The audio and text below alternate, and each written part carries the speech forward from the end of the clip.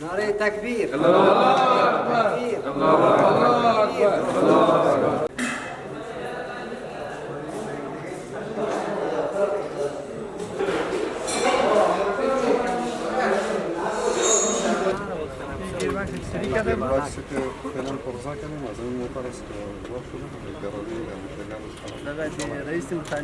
ما با یک اداره دیگه بگیم که بیا در اینجا موتر قرارداد میکنیم میسازیم. در این شک نداشته باشیم اگر ما کمک فعال باشیم امارات مانعی وجود نداره که ما بتونیم با امرای ادارات دیگه قرارداد کنیم، حتی بیا در اینجا به طرح خودکفایی رو ما اجرا بکنیم.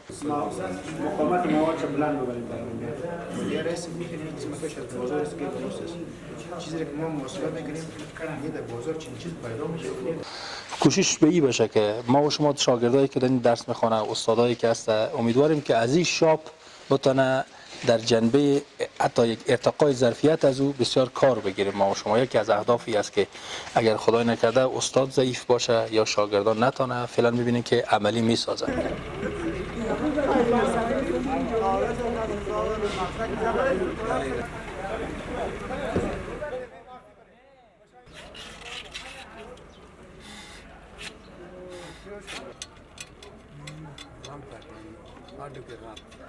با افتتاح از این ورکشاپ فوق‌العاده زمینه کار پرکتیک متعلمین و محصلین توسط استادای راهنمای مسلکی برای جوانان صورت میگیره.